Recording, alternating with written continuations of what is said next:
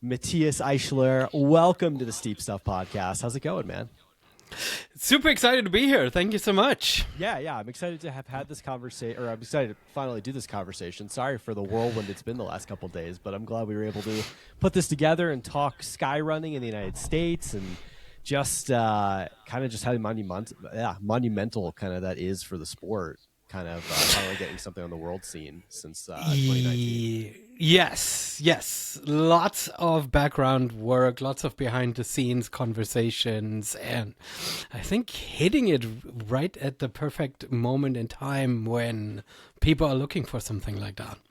Yes. Well, as we get started, maybe talk about your background, talk about your podcast that you manage, talk about what you do as a race director. Maybe give the audience your background.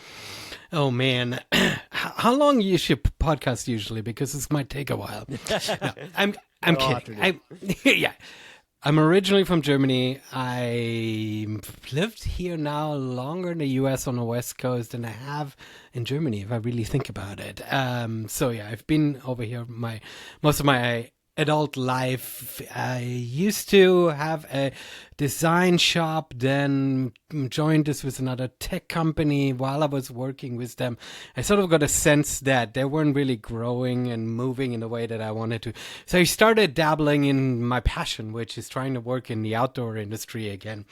And wanted to connect with real people, not just sell enterprise software type scenario. And so started something called the Outdoor Society. We sold calendars and road trip reports and stuff. That led to me discovering trail running. That led to us starting a podcast called Single Track way before the other Single Track podcast started. And then throughout all of that, I got into race directing, wanted to bring trail races away from the super hard to get to gnarly trailheads that require you 4x4 to drive in the middle of the woods type deal. And so I started some really accessible trail races, which, the combination of me knowing how to build websites and sort of promote my own events got me in contact with the Trail Running Film Festival, started working for them. And now I'm wearing all these hats. I do a podcast. I am a race director. I run the Trail Running Film Festival. And so sometimes it's really hard for me to sort of introduce myself. But as part of my trail running, I ran way back when, in like 2016 or so, I ran Beast of Big Creek, which is a trail race on one of my favorite mountains, sort of our home mountain here in the Pacific Northwest, Olympia area, where I'm from, Mount Eleanor. Totally loved the race, got to know the race director. And he retired and sort of was wanting to just let the race go away. And way back when people were still on Facebook, I got a note on Facebook and somebody was saying, dude, you gotta jump in and take over Beast of Big Creek, that race, because you know how it is with these kind of races. Getting the permit with the National Forest Service is key, and being able to have that continuation of that relationship is super important in order to just have the most smoothest transition. So I asked them if I could take it over. I was able to get the permit, and so I've been running Beast of Big Creek now for 4 years, and here we are 4 years later, and it's the only North American race on the Skyrunner World Series for 2026. Sorry, that was long-winded. No. Amazing. First and foremost, I'm so excited that we finally have a World Skyrunner race back in the States for the first time in a long time. Can you talk about how I feel like Beast obviously is an ISF certified course. Talk about how it came to be that this was the selected race. Okay, so here's another endlessly long monologue. So one thing that was fun and challenging with Beast of Big Creek when I took it over was that the race director very much ran it as a fun community run. There was barely an aid station, some water and some gel, sort of in the middle of the trailhead. And, entry fees were $25. And when I took it over, I was like, I need to find a way of turning this into a real race. But I can't do that overnight. I can't just quadruple the entry fee and stuff, because at that point nobody knew what this race was like. And what was the interesting juxtaposition, that while it was really run as these like grassroots community event, sort of born out of a cross-country coach in the area, sort of having his kids out running the event type deal, back then I dug through the old Facebook pages that they had up when I was looking for results, and I found that way back then they were already sharing clips of Sagama and Sierra Sanal with this idea of, this is a real mountain race. Beast of Big Creek has everything that it needs, other than a mountain resort village at a start and finish line, but essentially has everything to make it a real hard sky race, mountain race, right? And so I was really inspired by this, and as I was trying to figure out how do you market an event that on one side has been around for 12 years at that point, but on the other side is not really grown beyond regional recognition, I looked at different associations and partnerships and realized that I could get the certified course designation. And the certified course designation with the International Skyrunner Federation is an interesting thing, because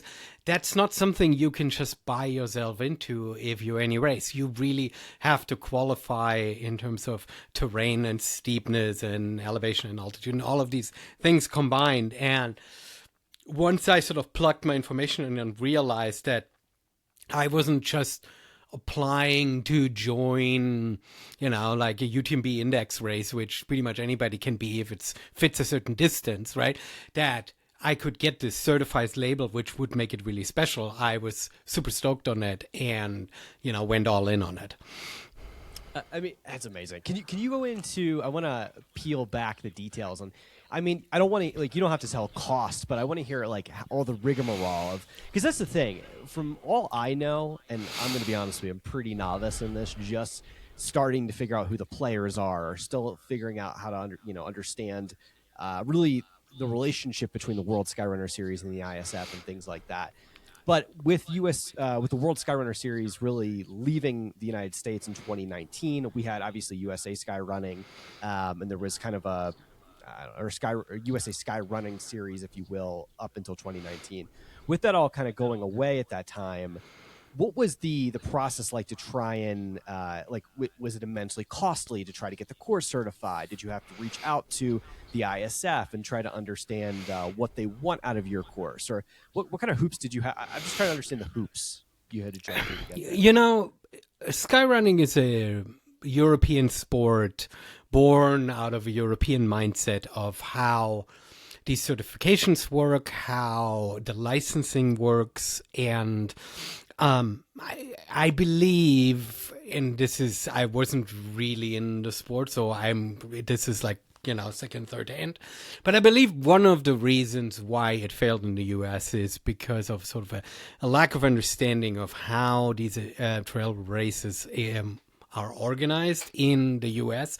Meaning, what you have in Europe is you have a mountain valley somewhere in the Alps or in the Pyrenees, and they have hundreds, thousands of hotel beds and restaurant seats that need to fill increasingly with climate change. Every town needs to be a four-season resort and can't just survive off of a couple ski lifts in the wintertime. And so there is a tourism agency that likes to have these events in town, and they have tens of thousands of euros at their disposal because their anticipation is that they're going to fill, hundreds, thousands of hotel beds for a weekend in the summer, when usually you wouldn't get that many people coming to town other than maybe for some summer hiking or mountain biking or something, right? And so I think that's the mindset on which the organization is has approached global expansion, both on the federation side and on the Skyrunner World Series, which is essentially a licensed product that is owned by a for-profit corporation that essentially just tries to make money off of it. International Skyrunning Federation is a federation, non-profit essentially, right? That just owns the the label and tries to be a shepherd of the idea of the sport, right? And but they themselves don't put on the World Series. The World Series is owned by a group called Skyman, and out of Switzerland. And so what I think the reason why it failed initially in 2019 was the fact that this European mindset of, hey, if you want to join our series, you have to pay thousands of dollars, because clearly your local tourism board can afford these thousands of dollars, because look at all the people that we're bringing in town, and people coming on summer vacation, bring their families, and look at all this activity. I mean, if you've been in UTMB, then you know why and how that been Chamonix during UTMB week, then you know why this works and how this works, right? I mean, Chamonix makes, I don't know, millions of dollars from this event every week, right? And so that's the concept, and that's, I think, why it failed. And then when I reached out, it was a stroke of luck. They had sort of realized that they had completely lost North America with these sort of expectations, completely adjusted everything that the way they were doing it, and all of a sudden getting a certified course was very cheap. It was absolutely, I mean, aside from getting it on paper, right, where you essentially have to put your GPS coordinates in and make sure that, and they make sure that the grade is steep enough and has the right kind of thing. And, Piece of Big Creek's barely scrapes in, because I'm on the West Coast. I start at sea level, right? I don't go up very high. There's no glacier travel. There is no big rope courses, which you see in some of the big sky race courses. So I got lucky that they just sort of reset their thing, and then I stuck with it because it was worth it for me to have that label and designation. So cool. I mean, it's super exciting. And I mean, the course is absolutely stunning and there hasn't been too many pictures like circulating around, but I feel like there has been enough of them to build some serious hype. In fact, the original gentleman that started it, his son is a follower of the podcast and an athlete in the sport. And he had sent me some pictures of the course and spoke about it, and had nothing but amazing things to say. So I just keep coming back to the stoke is high. I do want to go back in time a little bit. I'm curious about this to address. I feel like the thing with skyrunning in the United States, and what Ryan Kerrigan continues to send in emails to me, and is a lot of education. I feel like the constant conversation is education, a lack of education. And I think it's going to take a lot, because as Golden Trail Series continues to grow and develop, I feel like all the talent goes to the Golden Trail Series coming out of the United States. So if there's going to be something to compete, which would be the World Skyrunner Series, and it has competed in years. Like, I feel like 2023 was very competitive. 2024 a little bit as well, when Merrill kind of came onto the scene. But I feel like the education aspect and having more conversations around the technicality of the courses, and that it's something different and offers something more unique than, say, Golden Trail, that's more of a cross-country style race. I think that gets more to the meat and bones of providing an alternative than just going to Golden Trail, if you will. Well, I think this is the interesting other side of the story, right? I've sort of spoken a lot about how Europeans see the sport and how they sort of fail to account for the way trail running is sort of set up in the US, right? Let's look at this other side. You've got races in the US that, by and large, from a historical point of view, come out of this concept of trail means ultra means 100 miles. Everybody has that mindset of you gotta sort of anchor your event around a 100-mile distance, around a 50-mile distance, around a 50K K distance, right? In fact, I've got race directors coming to me before this announcement, and they said, what can you do to Beast in order to make it a 25K? And then could you run a double so it's a 50K? Then it would be a real trail race, right? And so I think that there's...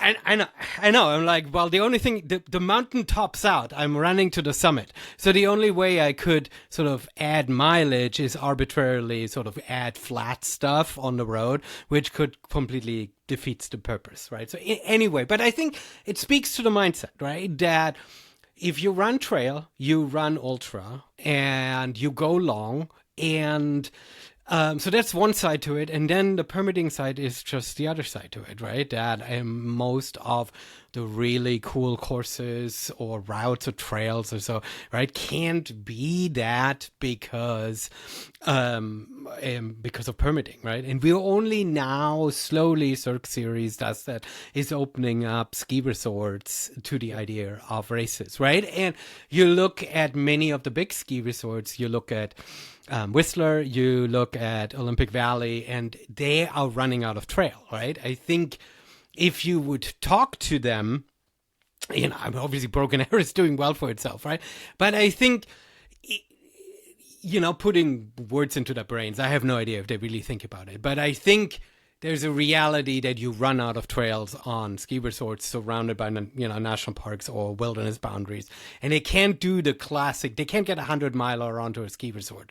Almost nowhere in the US is that possible without running loops, right? And so you're forced to go shorter. And how do you go shorter with a specific designation without fitting it into that 50K, 25K sort of rigid format that we've grown accustomed to, right? And Beast has always been about running up to the summit and back down and being super steep and foregoing any additional flat stuff in order to just climb. I got to ask you this, and this has always perplexed me as someone that's very specific to short trail in the sport. And maybe with because you have a European background, because short trail is such commonplace and such a popular thing with a fan base in Europe. Dude, why is it in the United States we are so ultra focused? I don't understand that for the life of me. We care so much about arbitrarily contrived things like this has to be 100 miles and this has to be this. And if it's Western states. Yeah. I mean, it comes down from the history that you want to run 100 miles. And I'm not dissing Western states for it. I just think that's sort of the reality that trail is born in the US out of ultra running, out of the idea of, can I reach this somewhat arbitrary goal? It wasn't so much about, man, I'm sitting in Olympic Valley, I really want to go to Auburn, right? I mean, it wasn't like that somebody decided that this was the most beautiful line, right? It was about a very specific goal to reach 100 miles because that looked cool. And I think a lot of this, distances are longer. It's hard to find routes and permits like in Europe, in the Alps, where you've got, 100+ year history of tourism and mountain sports. You can build an event just around, let's run around this mountain and let's run up to this summit or whatever it is, right? And the destination is the reason for the event to exist and not the specific mileage. I don't know where our sport would be if UTMB, the Ultra Tour de Mont Blanc, wouldn't be almost exactly 100 miles. What happens if it would be 110K or something, right? I mean, our sport would have sort of, developed differently. But I just think people drive longer distances for a race. Like I would, to be quite honest, I have a hard time. Would I sit on a plane and get a rental car and 4 days of hotel room to run a 7K Cirque Series race somewhere in the middle of nowhere? Like I do. I mean, but I feel like there is sort of an understanding, like if I already do this, right, then I need to run through the night. I need to, make the most out of whatever, right? So I think that's where some of this comes from. Yeah. Do you think, what's your thoughts on the fan base? And I feel like you, as a race director with a World Skyrunner race now in the United States, you have to have some thoughts on this. Like how do we, and I mean like us also as media persons in the sport, for more specific to short trail, how do we continue to build a fan base or really do our best to build a short trail fan base in the United States? Well, I think that two fan bases to consider, right? One is live fans actually on the trail. And the challenge with that is just always, again, that our races are super remote. They're super far away from epicenters of vacation. I can take my family to any race in Europe and they have the greatest time, probably greater than me, suffering on the trail because there is all this activity for them, right? If I tell my family that I want to run a race in, the middle of nowhere, then they're like, well, you're going by yourself, right? And I think then I don't have spectators and I don't have fans on the course.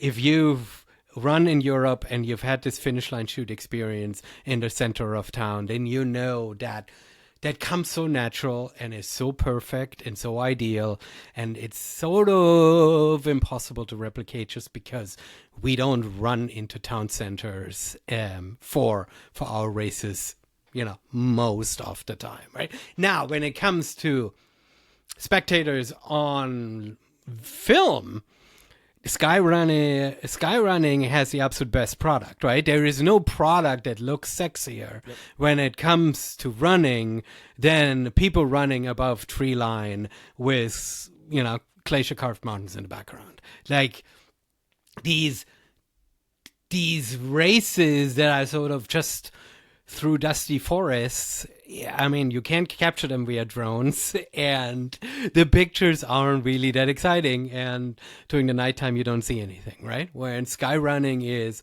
above tree line, is inspiring. It comes as close to the sexiness of paragliding and downhill skiing as a sport on 2 feet can get, right? So cool. Yeah, so this is my thing. So I feel like I sound like a broken record on this. I talk about this on the podcast all the time. I'm on the board of Pikes Peak. And, dude, one of the conversations I have in board meetings all the time is how in the world can we get more people on the trails, create cheer zones, get the community involved, get the fan base involved. And I feel like it's lost on me. I feel like people look at me like I have 3 heads just because I feel like it's just in the States, it's not a thing yet. Like we have to really build that culture and really try to instill that culture into races. I think Broken Arrow does a good job. They seem to get plenty of people on course, and they're pretty cool about having people on their courses. The Rut does a great job. Cirque Series, I've raced pretty much all of them at this point, and there are people on course cheering more or less on different sections, depending on where the lifts are and stuff like that. It depends. But I think that we all, as not just media people, race directors, people in the sport can do a better job at being at these races and really having the cowbells and going wild and making it a big party, I agree, right? But it's also something that is really hard to manufacture, right?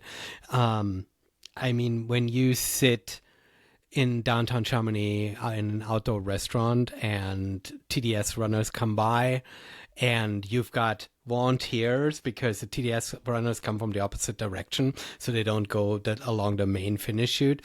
And so as they coming through, there are volunteers who have cowbells that basically tell everyone who sits outside for the evening pizza or raclette that runners come through, right? And everybody in the outdoor restaurant just stands up and claps for them.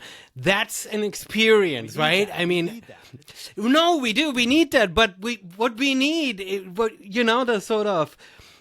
So, in a past life, I've been very involved in urban planning and placemaking.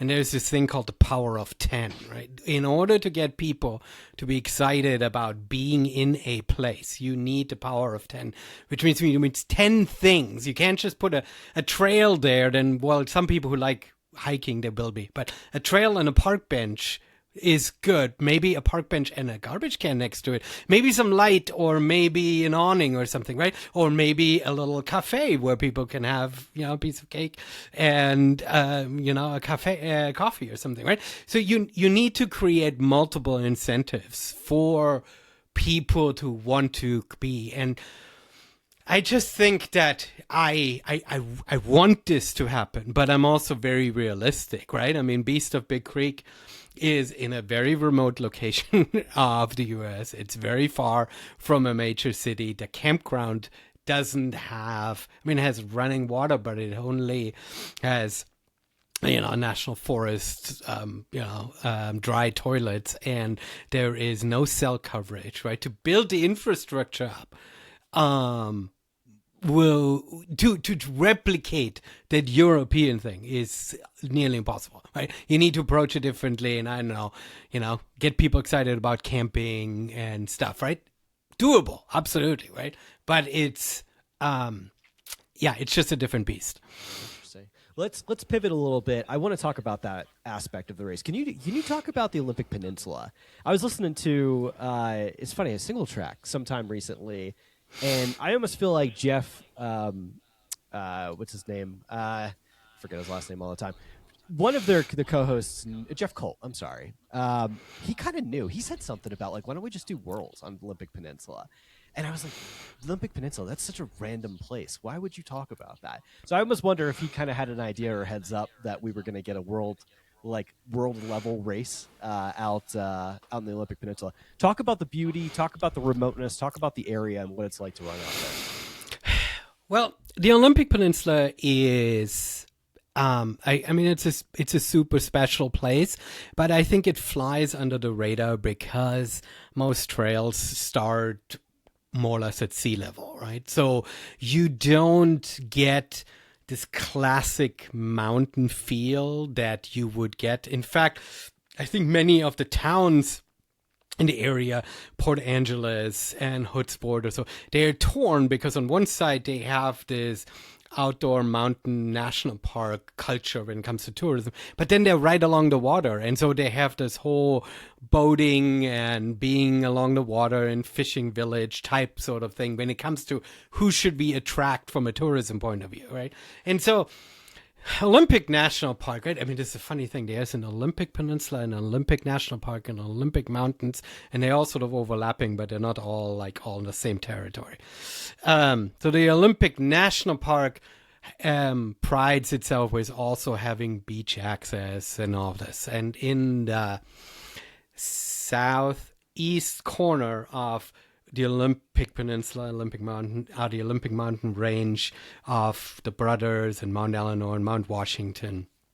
And it's sort of a forgotten place. Most people go to the coast, go to the whole rainforest, go to that area. So tourists don't really go to this large area called Staircase, and there's a Lake Cushman. I mean, there's so many different kind of areas. It's beautiful.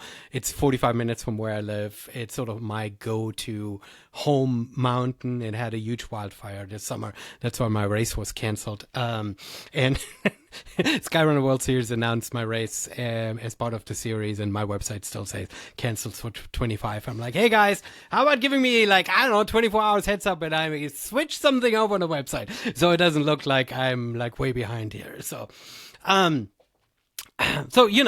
super steep trails because it. I don't know, they're old mining trails and stuff, right? And one thing that's unique about Mount Eleanor in particular is that it actually a hiking trail that goes directly to the summit. Like Mount Washington is right next to it, and there's no real trail. There's a lot of off-trail travel with head walls and stuff. Eleanor is a hiking trail, but for most people, they completely underestimate it because it goes above tree line, because there's exposure, because there's this rocky boulder field that you kind of sort of have to hop through and stuff. And so it's a super popular hike for folks in Western Washington.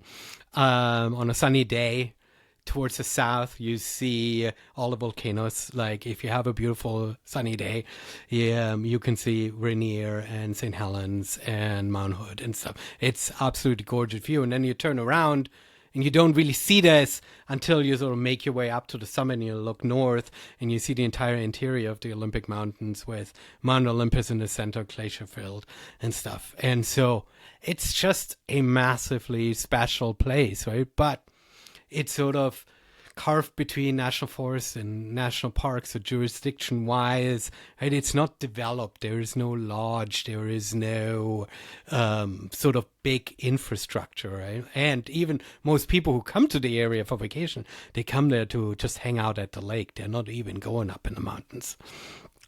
How tricky of it and how much of a pain in the ass is it to like, you can explain this because I know nothing about permitting other than what my race director friends have kind of told me and how this works. But once you have the permit, obviously it's a lot easier to keep it than to get a whole new one. How hard is it to keep it, especially do you have to get the permit changed, especially for a world event like this with more people? Like, how does that work? So essentially, if you don't fuck it up, meaning you pay your fees every year, you don't trash the place, right? I mean, if you don't screw up what you're signing off that you're going to be delivering and preserving at the same time, it's fairly easy to keep the permit unless you're working with a jurisdiction that has as its main focus logging, right? If logging is a higher priority, then you always play second fiddle, and then you always sort of play this challenge that, and I run into this a little bit, that they're saying, yeah, you get your permit, but we need to check with logging activity to confirm that this is all good and fine. And so if you want to change the permit, then it's essentially song and dance every single year, right? Every time you make a change, if you want to add 50 more people, if you want from 1 day to 2 day, whatever you do, right? You're sort of pushing them, and then they have to go through a complete review cycle. Every stakeholder gets, a 4-week period to respond and voice their concern, and you have to address all of that. And the biggest concern is always nearby logging, additional, trail erosion, right? How much can the trails hold, and parking accessibility. And if you can address those things, then in general, they're fairly sympathetic to you, just letting you do whatever you want to do, right? There's nobody standing over your shoulder and say, well, but you said that 10 by 10 tent would be over there in your drawing. So now, you have to tear it down, right? Once you have it, it's fine.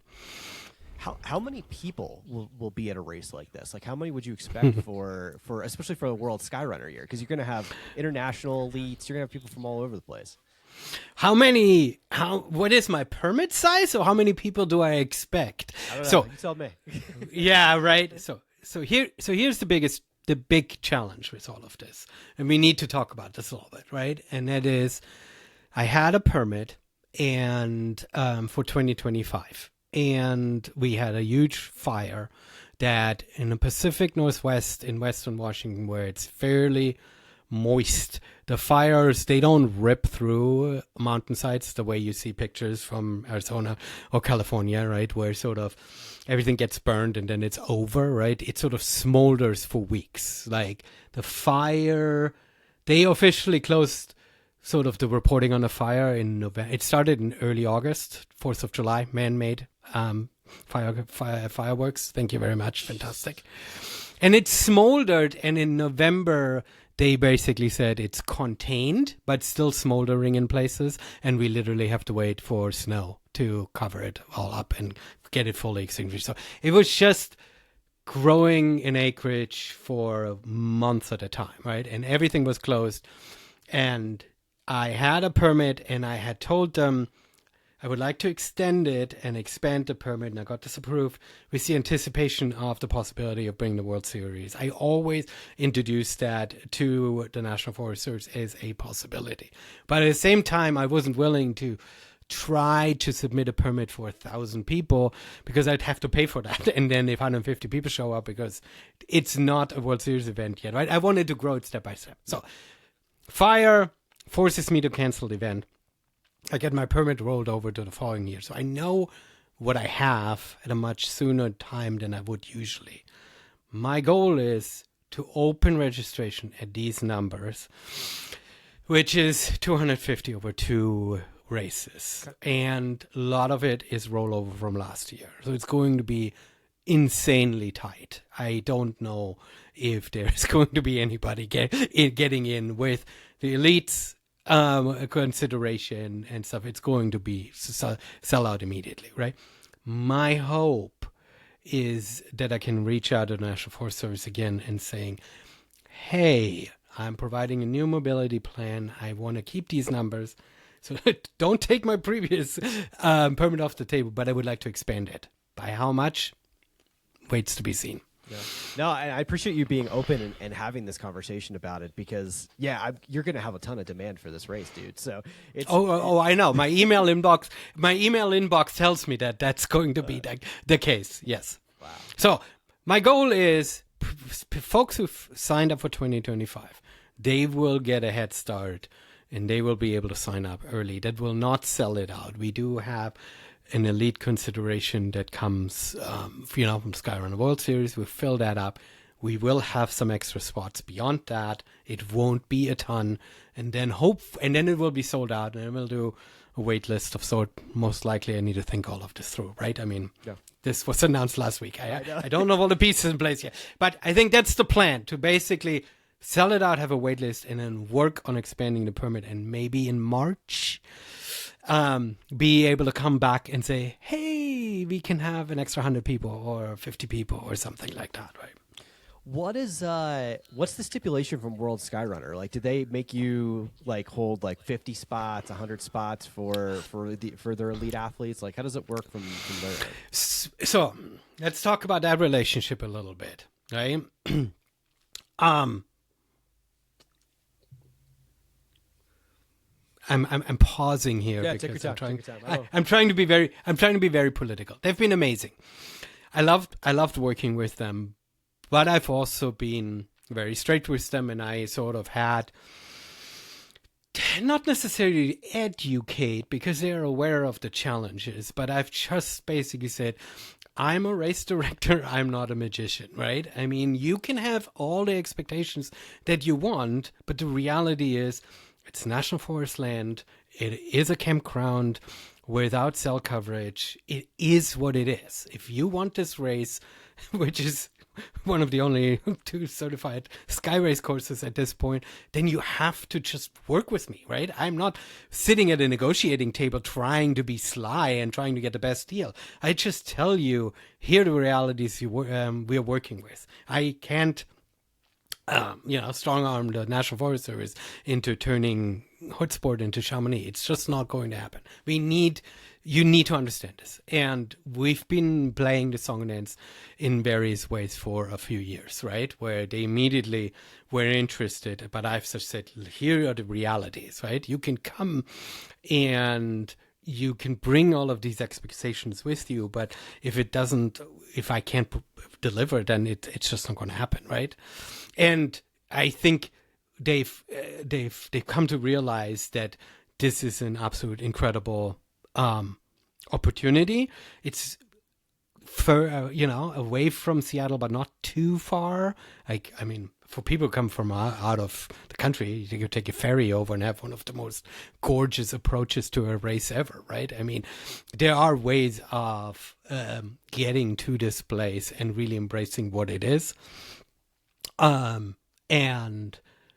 think we just need to build a sky race, not in let's bring a European event to America and sort of force it over, but let's have the US infrastructure realities not compromise a sky race, but actually highlight what makes the area, the logistics, the realities of the geography the coolest thing ever. I mean, I don't know, maybe I'll provide elite accommodations by letting them all sleep in tents on a campground, right? I mean, why not? I mean, we could, if we set the stage and say this is what it is, then that's what we're doing. How would that work for, I guess, elite athletes and stuff like that? I know, like I said, I know we're not new to this, but this is still in the early processes. We got a lot to do before the summer starts. But like for the athletes coming over, you said it's pretty remote. It's kind of out there. So like there is no staying at a hotel then, unless you want to drive a pretty far away, right? So I've proposed a couple ideas. One is even hood sport, which is 15, 20 minutes, kind of a windy road along a lake up to the campground where start and finish is. Isn't a town, it's a hamlet, a township or something like that, right? They don't even have their own city council. There's no school there where I can rent a parking lot for parking or anything, right? It's literally a community along the water with a coffee shop, a gas station, and 20 Airbnbs, right? So there are a couple little hotels, but it's going to be freaking August. They don't need people at that time. So we're not planning an off-season way for them to extend, more bookings or something. We're competing with a town that during that time doesn't need any more hotel beds filled. So we're gonna try to see what's possible in Hoodsport.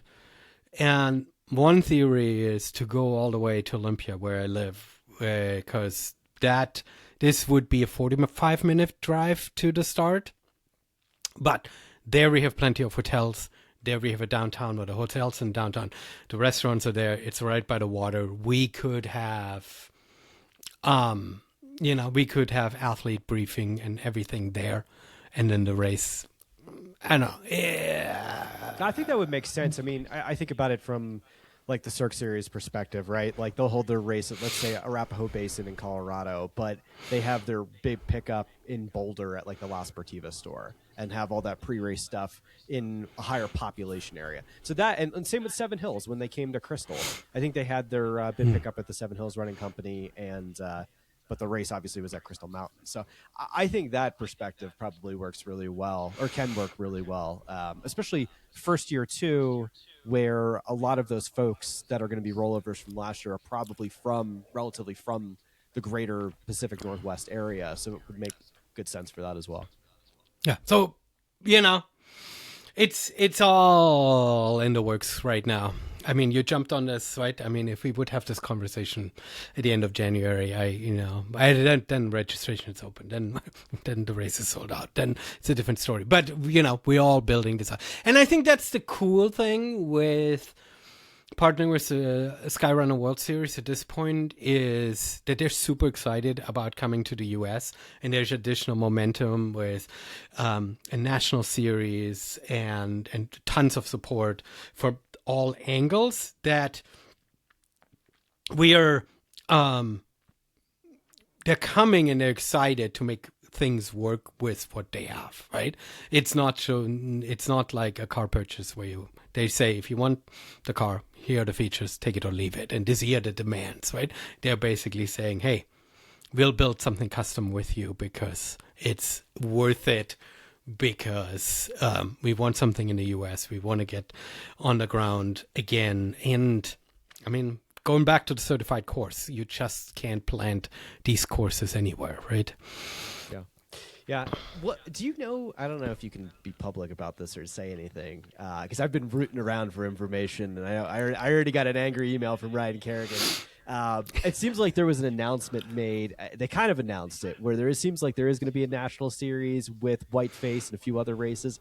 Could you speak more to that? I know there's some momentum there, and they kind of put out a newsletter for the course. So basically what I can say is that, I explained early on that we have the Skyrunner World Series, which is, title sponsored by Merrill, and you've got the International Skyrunning Federation, which has sort of a different format, and there's two separate entities. And what I can say is that both of them have come together and say, okay, North America, United States, 2026 is the year. And so they are sort of two entities pushing in with all of their sort of weight behind it. So it's not one of those things where I just sat on a bucket of money and bought my way into some obscure racing series in order to bring it to my little race. It's really a concerted effort by multiple parties in trying to make something happen and make it for real, right? Not just, okay, for 2 years it was a Skyrunner World Series event and now it disappeared again. They want to build enough platform that under 20 runners can get to race, and people can experience skyrunning in different parts of the country in order to experience and get a taste of what it is to be part of that World Series, right?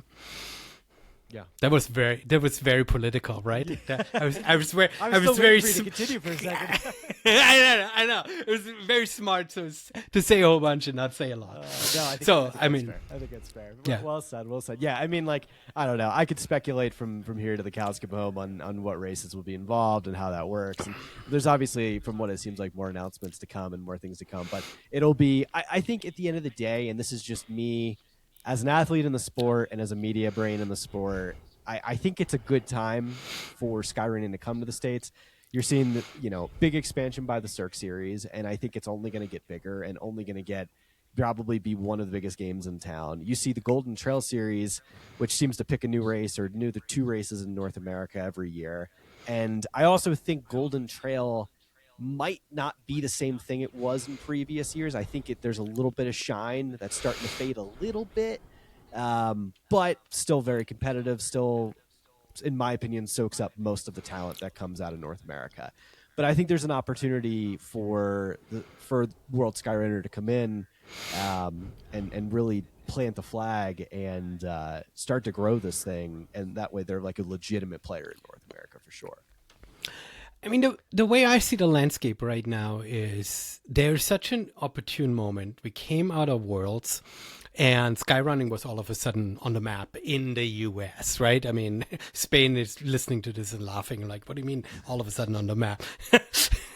We've been doing this for a few decades. So all of a sudden people were talking about sky racing and start talking about this idea of sort of finding routes that are sort of on the edge of the comfort zone and not just endlessly California carpet races, right? So taking it to these places. So we come from there, and then we see the larger landscape of people sort of starting to understand what UTMB does, and there's a little bit of a boredom setting in. Okay, here's another race with a 100-mile, 100K, 50K distance. Hey, here's another race with another... Right? There is sort of a sameness that comes out of it where I think they're still doing a great job, but I think they're, especially from a media point of view, you're looking for the next story, right? And then you've got Golden Trails, and I think over the last couple of years, they sort of took a little bit the hood off their heads and like, okay, this is actually just a Salomon marketing vehicle, right? You all know this, right? So this is not just a Golden Series. This is really just Salomon. And Salomon will make decision based on where they want to sell shoes. And if that is in some obscure corner in China, then that's where they would put a race, right? And I think that just provides some challenges, as we've seen here in the US. And then take the announcements from yesterday. Yesterday, World Trail Major loses 2 events, right, from 12 down to 10, and they're not replacing them. And I mean, heck, right? I mean, you can go now and saying, in this sport, can we truly have what races, what events do we need to have that make a series, like to run to for some stones in order to qualify for a final makes sense, but especially in the ultra distance, you can't expect people to run 600 miles a year, right? And so I think there is an opportunity to redefine what it means to be a series, to run for points. And I mean, sky racing is this perfect mixture between short distance, so you can actually run multiple races a year, and absolutely pardon me, absolutely gorgeous courses, right? I swallowed my punchline. No, you're good. And absolutely gorgeous courses, right? And so they become visually perfect to photograph and to shoot, and they for runners are great, so multiple people can actually run and get points, right? Yeah, the UTMB thing makes me scratch my head because, like, UTMB, I don't know, like the week of UTMB is really special. Like the races they put on, I think are really cool. I don't see any issue with UTM. I mean, obviously there's plenty of little nuances people are going to complain about. I think that's with any race in it. But like the whole, I don't know, the whole mountaineering spirit and running around the massif, and now they have all these sweet, CCC has become its own thing. TDS is its own thing. Even ETC, I was really loving following ETC this year. I think that should be, on an off year that's not Worlds. Let's make that the Mountain Classic World Championship, given that it's like, I don't know, like 14K, 11K, something like that. But as far as the Mountain Classic distance goes, I think that's a perfect fit for it. It brings a world-class field. You had crazy good runners there this year. So each event, I feel like, is taking its own thing. The rest of it, though, some of it's snoozeville for me. Like Speedgoat. When they bought Speedgoat, I feel like Speedgoat's lost luster since they bought it, but that's just me.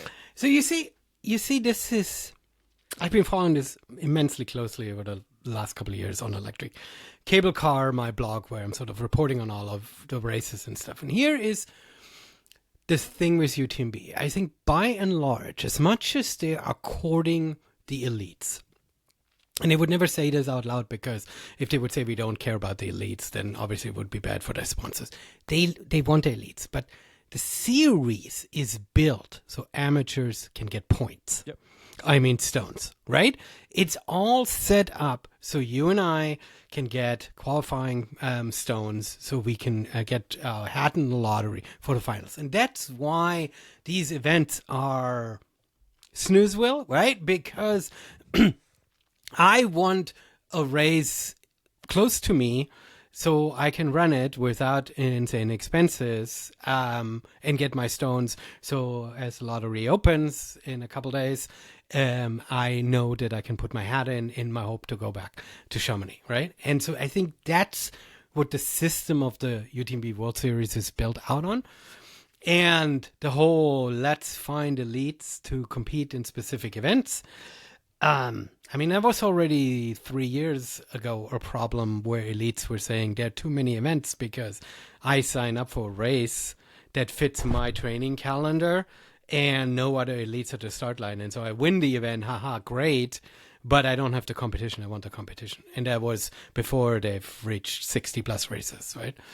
So I don't see, I mean, maybe their majors are going to try to be that, yeah. But See, anyway. I think Golden Trail has a UTMB problem. This is something that's not really talked about much, but like, I don't know, most elite contracts, a lot of brands will have, you go win a UTMB 50K and you're going to get a pretty sweet performance bonus.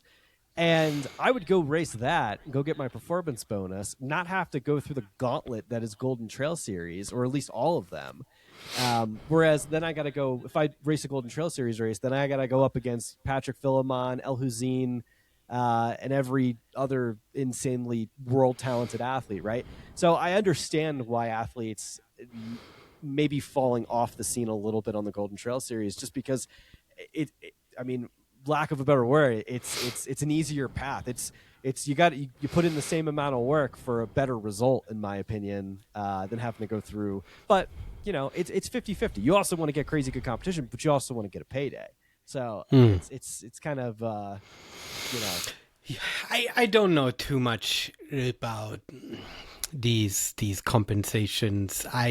The elites that I speak to, they always iterate to me that the sponsor contracts that they have allow them to pick whatever events they want, that they're not beholden by maybe UTMB is the one weekend where they have to show up, but beyond that, they're free to pick any race that they want. So I can't really speak to that. I'm pretty sure it's true, right? I'm not denying it, right? But depends on the brand. Yeah, absolutely. I think there's definitely that piece too. But I think with Golden Trail in particular, it's an interesting challenge that I think they're just all in. Salomon is a huge sponsor of the Olympic Games. And so I just think they're trying to position themselves extremely hard in being sort of a feeder and showcase event of what trail running in the Olympics could look like, right? What's your take on that? Do you think we should be an Olympic sport? So here's my take on this. And it's very much colored from skyrunning. I think it should be in the Winter Olympics. Ooh, all right. Don't make it. Elaborate on this. Well, I mean, trail running partially is defined by mud and grit and gnarliness, right? And so, as the Winter Olympics are anyway smaller, and as if it becomes a Summer Olympic sport, then it's just going to be another running event, and will sort of be in the larger like track and field category. Oh yeah, and so I think it will not fit nicely in there. Or even worse, they're running on the mountain bike loop because that looks the same, right? Yeah. I think it should. The IRC, and I mean, this is a complete pipe dream. I love the Olympics, but they're not the smartest bunch, right? So climate change is going to wreck most of the winter sports anyway. So it would do them well if they would think of, can we bring some sports into the Winter Olympics that don't require a perfect layer of snow? And to have trail running in the Winter Olympics, you could probably do, I mean, you know, it would be so different. It would look different, it would feel different. It would have a much bigger pop than if it would be just another running event in the Summer Olympics. Ooh, I like that. That is the most, that's the best one I think I've heard so far, because all the other conversations have been yes or no. And then what do we do? Do we just have a VK and then you run around a track a few times? Like, what do we do? Like, I don't know. I mean, this could be cool. This could be cool because it's right? Like the Skyrace Day Math Sin, or Day Math, however you pronounce it. But like, that's always a late May, early June, somewhere in that range race where there's a ton of snow, and it's really cool. It's very different and very unique. Yeah, and International Skyrunning Federation has a Sky Snow category, so they have specific events that are meant to be run on snow.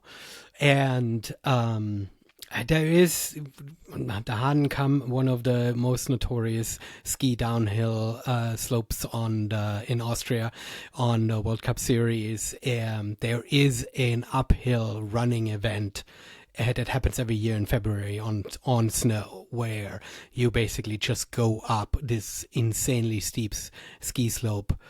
And so there is a precedent where you could totally build a course that is either entirely on snow, right? You could have one event on snow, one event not on snow, right? I mean, I think that there is room.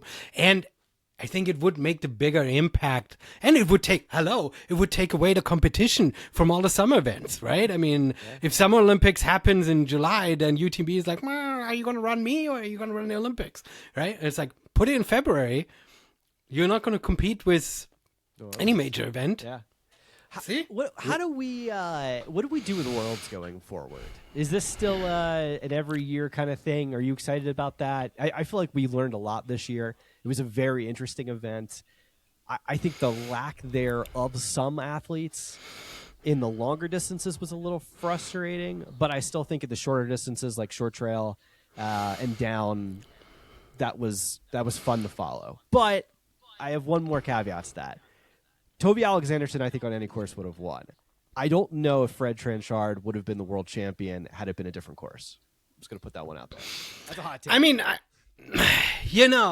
mean, again, my sort of personal interest in following is more on sort of the business strategy around it all. I don't really follow all the different athletes that closely and the strategies around it. I mean, my hot take is, if the world champs are going to be happening every 2 years, it cannot happen in the fall because it's either the end of the season or it completely competes with UTMB, which is just way too big of an event.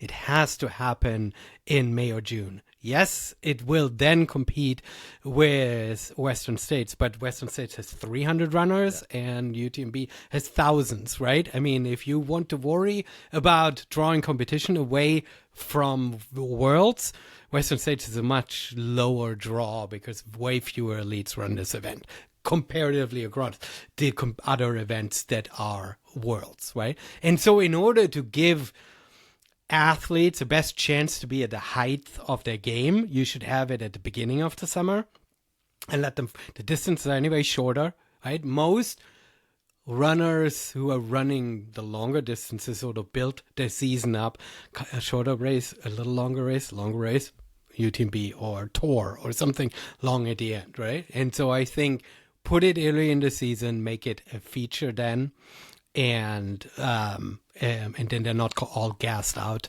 at the end of the year. Yeah. Yeah, I agree. It definitely something needs to be done to the calendar to kind of make everything fit all at once. Because that's the thing. If we had Ben Demon and Tom in the mix that maybe didn't have UTMB in their legs, it would have made for a much more interesting race.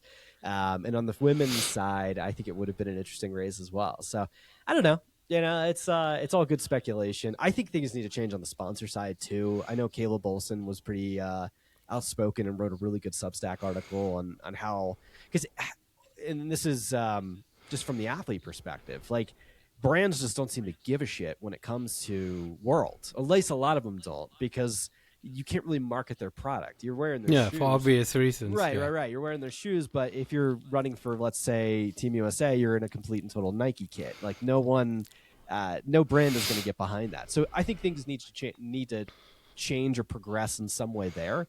That's a whole nother conversation. And yeah, it's I think it's just growing pains in the sport. We'll figure it out. Yeah, I mean, I think wearing the national team kit is special for every athlete. It's special for the fans of the sport to see this, to have an event where you can follow something along different storylines rather than just following the individual athlete that you have the most affinity with or so, right? Sort of de-emphasizing the sponsor attention and focus on sort of that classical national team element in sports, I think is cool. And I love this in any sport. And so I think it has a right to exist. But yeah, I do not think that our sport has fully figured this out and has the right kind of found the right kind of angle. But again, right? I mean, you can just play this out. I mean, if these trail running national associations aren't part of a proper national larger federation or don't have a proper home, then there's no funding there, and then it's shitty for the athletes, and right? Yeah, and weird. we don't have a good product, a spectator product. I followed it from afar, but I don't watch crummy YouTube videos. I don't watch it for hardly any events, right? Yeah, that's true. I just want to see the best compete against the best, and I don't want there to be any BS involved. And I think that's one of the things, at least for long trail, UTMB has done a great job of making them there's enough incentives there and enough of a world stage there to where generally, and obviously there's years where we're missing Killian, Francois, this, that, and the other, but generally we're getting the best of the best against one another. Yeah, I don't know. It's interesting. It's a crazy sport, man. No, it absolutely is. And, I'm just both fascinated and grateful that I can be in it, play a role in it, play a part in it, bring a Skyrunner World Series to the US, and sort of, I'm not going to sleep between now and August. Well, hopefully we have more conversations between now and then. I want to open up the mic to you. If you have any announcements that you want to make as things get rolling, if you have anything that you want to put out there in the world that I can be a part of and help with, the microphone is yours. Any way I can help, because I love the fact that you're putting on this event, and I'm really happy World Skyrunner's coming to the States. So anything else if you want to, do you think we got everything, or is there anything else you want to put out there? Well, I'll give you quickly the rundown. I appreciate you having me on the show. So a couple important things. I'm going to have a dedicated website for Beast of Big Creek soon. beastofbigcreek.com exists, currently redirects to Rock Andy Running. I will have more information for folks who are interested in the nuts and bolts. I mean, there's still a ton of stuff that needs to be sort of ironed out and figured out and built from scratch before I can make the announcement. So be patient. My hope is, and my current announcement is, that by January 14th, I'll have registration open again. That will sort of, I don't know, include or have included already previous runners and elites and stuff. They will all go through a different channel. So beastofbigcreek.com is the website. I just started an Instagram account for that race particularly as well. I'll put that in the show notes so people can follow. Yeah, exactly. I mean, if you're interested in, I don't know, more of me, not really me at all, and the Trail Running Film Festival is going back on tour mid-March, and we're currently in the process of sifting through a ton of incredible submissions for new films, going to be hopefully in a town near you or not. If you are interested in seeing where it is, calendar isn't fully updated yet, but trailfilmfest.com has information. If you want to host and bring the Trail Running Film Festival to your town, reach out to me and let's make that happen. What else? Electric Cable Car is my daily almost blog where I'm trying to write down all of the things that I just rambled about for an hour. I love it. And I'll link that in the show notes as well. Dude, you've had some great ones, man. I was so happy that you had Alex Arenzi on, especially with the whole Michelino thing. And what a wild time. So this was a really, really tough one for me because I loved having him on, especially the second time when he sort of opened up and kind of was able to sort of share what actually went down in this year and a half of legal case, which you can't really talk much about when it's ongoing, right? But I also felt massively out of my depth. I have absolutely no idea on how to sort of guide this conversation because I'm not experienced in this legal stuff, right? And so I don't really know what words to use in order to say, oh yeah, and then you were doing that. Oh, that's what this is called. I'm an idiot. So it was a really. Dude, it's not just. Alex is a genius. I think I'm pretty sure he went to Harvard Law School. So we're all out of our depth when it comes to talking. So anyway, I think it was important to bring this conversation out, right? But I think it's at the same time. Yeah, those conversations are challenging, right? And I mean, let's talk about this, right? I mean, we as hosts, they are now so many podcasts on trail running, and it's so easy to just grab a mic and finding a unique angle, though, finding a new unique way of weaving a story together. I think it's really hard because it's so easy to get started and just shoot the breeze for an hour, right? And then say, hey, this was really fun. It was fun catching up or getting to know each other, right? But what's the meat? Where are the real conversations? Where are the real stories and the value, right? I mean, it's an interesting challenge to pull out. My take on that is, yes, anyone can pick up a microphone, but can you be consistent? Can you do it 3 times a week for 3 years, 4 years, 5 years until you finally get it to click? Like, I feel like, in my opinion, like, you're not even, like, I still don't consider myself a podcast host because I'm not even 3 years in. Like, I feel like it's like anything in life, like running, whatever. You're not good at something until you hit like 10,000 hours of mastery. And even then, you're still improving and getting better. Listen, man, I've reinvented myself in this a few times. Like, I've always had the same angle with short trail. But for me, I used to be so scared to rock the boat or say something that I thought like someone wasn't gonna like, or because just, oh God, I would get a negative review on Apple. Now, once I stopped caring about that, I feel like I have had more success with it, and it's clicked a lot more. Where I don't mind being the heel and calling someone out and being, just as long as I'm true to myself and true to what the sport should be and what I think the sport should be. Yeah, I think for me, it's about guest selection, right? Because I think, especially with Instagram, it's so easy to slide into someone's DM and say, hey, do you want to be in the show, right? But you need to find a unique angle of what you want to talk to them about. And I think especially as you're going up, it is a podcast. I think you naturally want the cooler people, the ones that are sort of, globally known and stuff, right? That gives your ego something, and hopefully your clicks too and stuff, right? But sometimes these people are so polished, or you have no real connecting piece other than like gushing over how cool they are.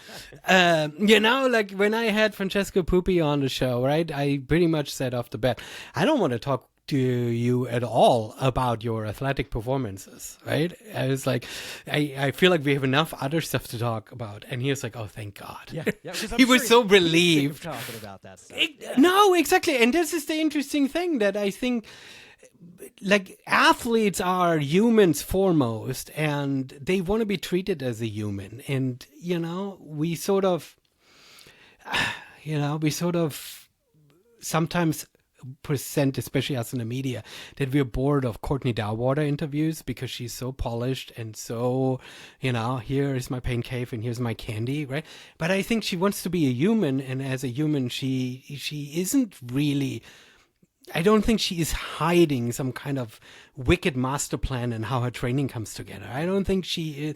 I think she just really understands how to embrace the flow state. And man, I was just in Seattle when Kilian finished up his States of Elevation thing, and he was interviewed. And I mean, he pissed me off so much because he was so low key about his achievement, right? Everybody in the audience is like, we want to bow down to you, great Kilian, king and ruler of our sport, right? I mean, genuinely, this achievement was massive. And he's just like, oh yeah, and then I hopped on the bike and just like rode for 2,000 miles. What's the big deal, right?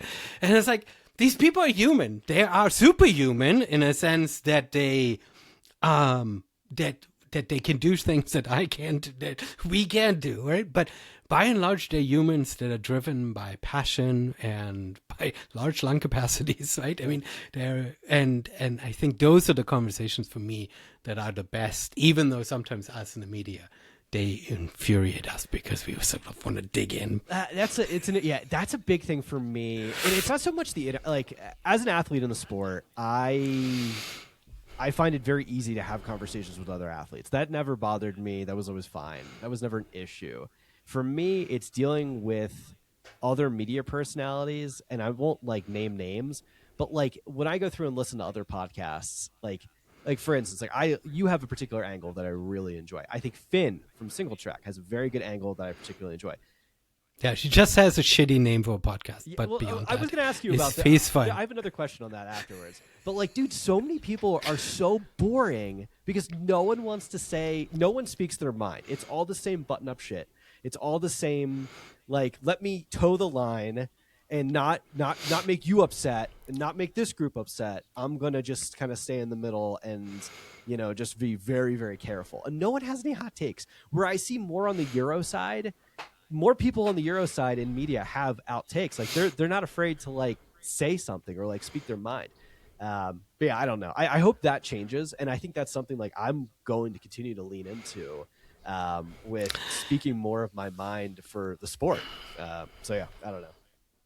I don't know. I think everybody's just too worried about the advertising revenue. Yes. Right. Yes. For everybody is trying to make it a business and feels like, man, if I do something that, pisses off a sponsor, either of the athlete that I'm having interviewing or the sponsor that I am interviewing, right? Everybody tries to create the most vanilla product in order to sort of create. And I don't know. I mean,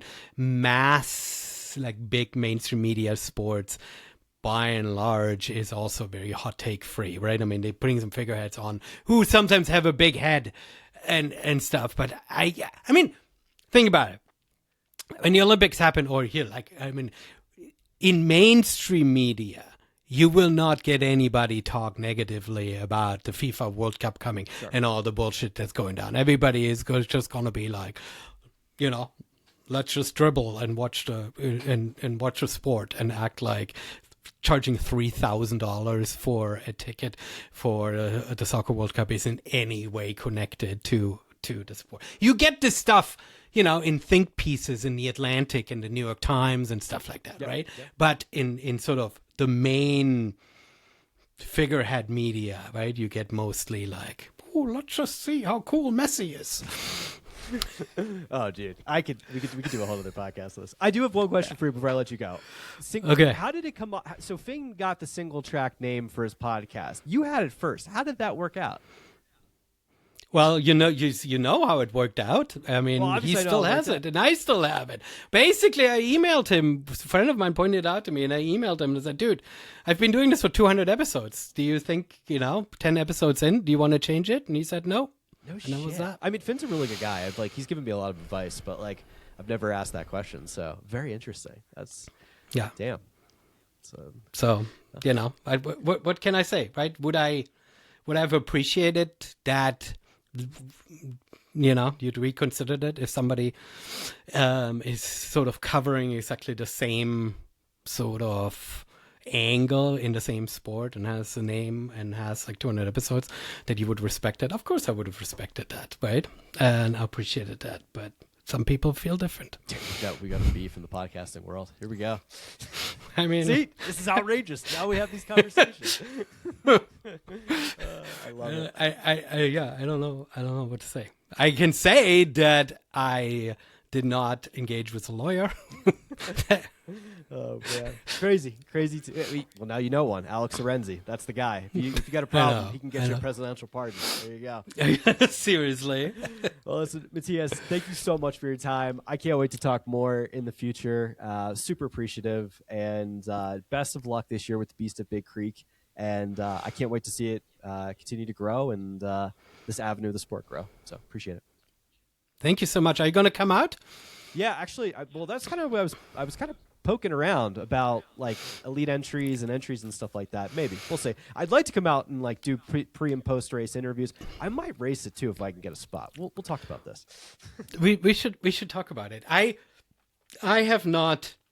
I mean, I've talked locally with folks and having to completely rebuild my organization because my race is so far on a scale that it's sort of, my daughter at the aid station and stuff, which they want to continue to be the aid station. I have my family do my, help out and stuff, but I need obviously a larger group. It, need to set this up completely differently. But I think there's an opportunity in sort of trying to look at how can we do media without just calling up Mountain Outpost and saying, hey, do live stream, thank you very much, right? I mean, is there a way of rethinking what media around an event like this can look like? So I think there's some opportunity there. Yeah, we will talk more of that. And it's, it's in a favorable spot in the schedule for me because I don't have anything till the end of August on that, as far as in my August calendar. So we'll talk more of this.